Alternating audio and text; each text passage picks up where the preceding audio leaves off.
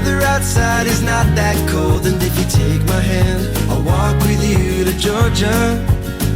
Hello, everyone, and welcome back to another episode of Country with Celine. And on today's show, you might recognize this face. Please welcome Drake Milligan. I never had a reason, girl, to go around looking for a fire to walk through. It ain't like me to want somebody rearranging all my want-tos. I ain't the kind of settle down and let myself get wrapped around somebody's finger, but if I had you, baby, sounds like something I do. And Drake, how are you doing today? Howdy, I'm good. How are you?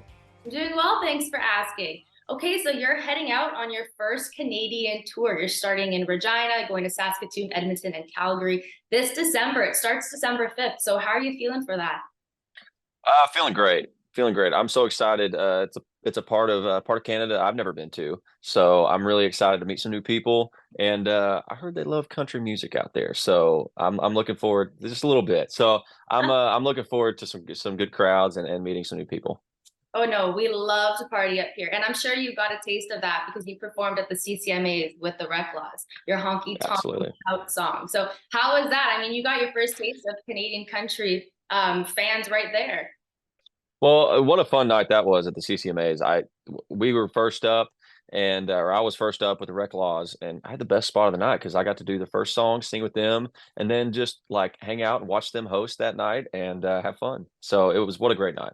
It was a great time, great time. Now, I want to ask this one question. I saw you post it on your Instagram, and you're basically saying how you're going to Saskatchewan, and does anybody have any ideas as to what there is to do there? I personally have been to Saskatchewan. I just want to know what people have told you what there is to do there, because I would love to know what there is to do there. I haven't really looked yet. I was waiting until this week right before we go to see what people were saying. So I haven't really looked yet. But there a ton of people are saying I do see that people are responding to it. So they're giving me stuff to do in Saskatchewan. So we'll see. Okay, well, I hope you find something to do. But what I will say about Saskatchewan is because you're going to Regina to Saskatoon.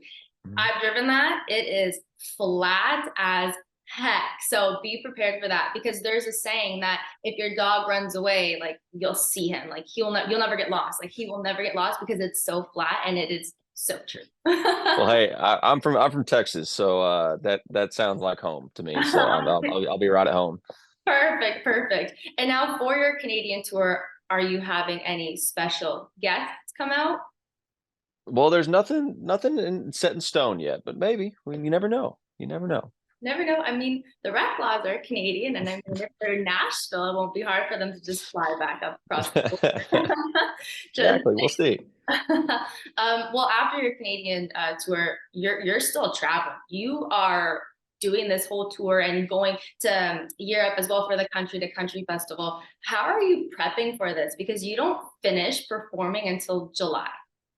Yeah. Well, we're always working. I'm really just working on, redoing the show, making sure the show is as good as it's going to be. The band's over actually at the house right now. If you hear any background noise, they're all here. We're jammed today, doing something special here at the house. So, we're just trying to keep it going and keep everything fresh. I want to make sure that next year everybody has, everybody that's seen our show gets a brand new show, and something a little different. So we're always working and trying to rework stuff and work new songs in there. I got some new music coming out very soon, so we'll be able to play those new songs over there and just kind of keep evolving. Don't want to be stagnant. That's completely fair. And I mean, you just touched on new music. Everyone went crazy for your album that just dropped in 2022. And I want to mention this as well. Like, since AGT, America's Got Talent, your career skyrocketed. And Howie Mandel right off the bat knew that you were a star. Simon Cowell too. He used to be a hard-headed a-hole when he was on American Idol. Okay? Now he's like a lot more softer, but he still is very honest. And he even told you too, like the song and everything was perfect, and it was authentic, even though that's all he knows about country music. I remember that comment. And then he released a 14-song album after that. Just describe the emotions. Like, how have you been feeling? Like, have you taken a step back and realized, like, wow, ever since going on AGT, like, your career, your life is drastically different. Well, yeah, I mean, I look back on it, I just think about how much of a blessing that show was for me, and still is. You know, I still I'm on there. They got a new series coming out, the AGT Fantasy League, and I'm on that, and get to sing some new songs on that. And so it's just it immediately immediately allowed me to go really anywhere in the world and play shows, and people would know at least, you know, maybe the songs I sang on America's Got Talent, if not the record, you know. So it really just it was the kind of icebreaker that I needed. It really did wonderful things for me, and I'm just so glad that the opportunity came along to do that show. Hey, everything happens for a reason. There was a reason why you did that, and there's a reason why you are where you are today. And Absolutely. speaking your album, like I was mentioning, everyone's been streaming it. The Spotify Wrap came out. So I took a look at what you posted, and I just want to touch on these numbers. Okay, 32.8 million streams, 3.4 million listeners, 184 countries. And now altogether, you got 60 million global streams, and 6.5 of those are in Canada. Okay, I have to put that out there. What's it like seeing those numbers?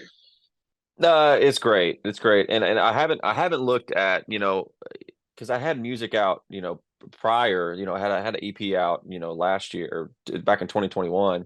And, you know, I remember I have those Spotify raps saved from that. And I haven't gone back and looked yet at kind of comparing, you know, see, I'm sure it's drastic, you know, I think it was like hundreds of thousands, you know, now it's millions. So it's just, or tens of thousands, maybe just thousands. I don't know, but it's just, it's just great. And I think it speaks for, you know, the times we're in right now where country music, you know, my music is so based in traditional country. You know, I've been trying to do like the old school thing, you know, take traditional country and kind of make it fresh, make it not sound too old, but just try to make it sound something, you know, kind of new. And I think it just goes to show that people all over the world are reacting to country music right now. And I think it says a lot for country music, and the fact that people want to hear some steel guitar and fiddles still, and even people that don't know country music. And I get a lot of people that go, man, I'm not really a country fan, but I saw you on AGT, and I just loved your music,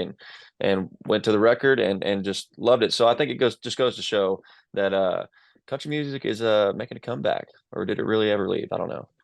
Country music, I feel like it just has gone towards the poppy side, which there's absolutely Mhm. nothing wrong with that, but you're bringing it back to the traditional old school country, and lots of dedicated old school country fans are really appreciative of that. And your album, Absolutely. I just want to mention the album coming up. Okay, so let's talk new music. Album, singles, what's going on with that? Well, it's not going to be a full album yet. We are working on a full album. Just we're gonna release a few new songs here pretty soon, and and just try to keep the ball rolling a little bit.